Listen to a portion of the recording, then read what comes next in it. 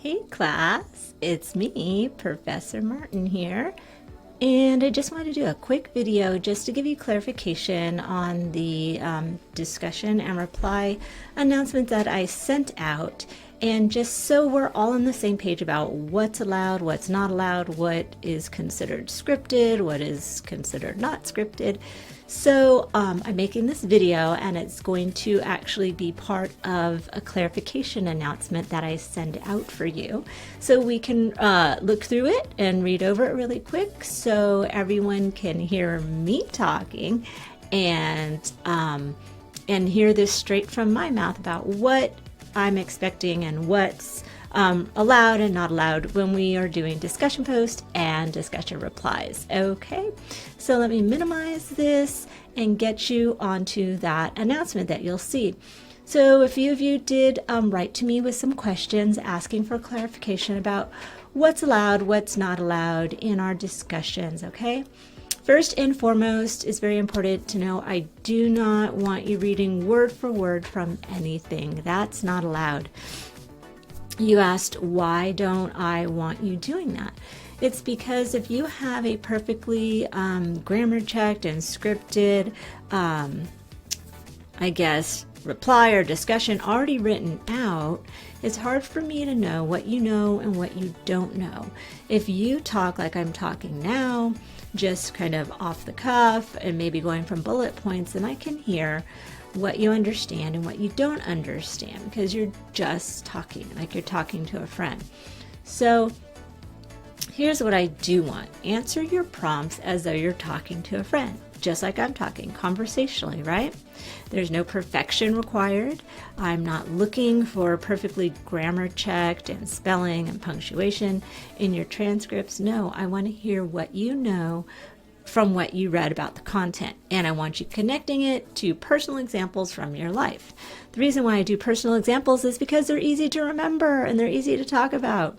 So that's why I have you think of your own examples from your own life, okay? Because there's something that you can relate to and easily pull from and then connect it to the course content, which is all that those discussions are. Right? So I wanted to give a quick few tips about how to make that go easier for you. I suggested to some to, first things first, just gather your thoughts. Like read through the prompt. Okay, this prompt is asking me to talk about domains of development and periods of development. Do I know what domains of development are? Yes, I do. And so you would talk about that in your video, just like I'm talking now. What I understand domains of development to mean are the areas of a person that make up a whole person, like our thinking, our growth in our body, and our psychological or social emotional growth. You see how I did that? That's how you talk to show me that you understand the content, right? So gather your thoughts, make bullet points, and then just talk, using your words to best describe how you understand the content. When it comes to connecting to the SLO, you can say, this is what I think the SLO means, and I'm going to try to connect it by using this example from my life, right? Or I think that after reading this chapter, some of the things that stuck out to me actually connect to SLO number 2 because, right? So that's how your discussion videos are supposed to go, just like I'm talking now, right? I'm not reading word for word from something that's perfectly written out and scripted, right? I'm using my own words to state that what I understand, okay? So if that's still hard, I gave some of these tips to students who reached out asking for help. Break the prompt into smaller chunks, okay? Break it down into small parts that you can understand, and then write bullet points about that small chunk. Then turn on your camera, click record, and start talking about each point that you just wrote down in your own words, right? And then turn it off, then go to your next small chunk and get your bullet points ready, and then turn the camera on and record. And that is your practice. You're going to keep doing that, practice that. And then you'll feel, then you're going to record finally, your final one, and you'll still have all that info in your head and you'll have your bullet points ready to go, and you should do a good job. I know, a lot of people get camera shy and they don't like being on camera. I understand that all too well. Again, do the steps that I said before. Keep practicing, because the more you practice, the more comfortable you'll be when you're recording, okay?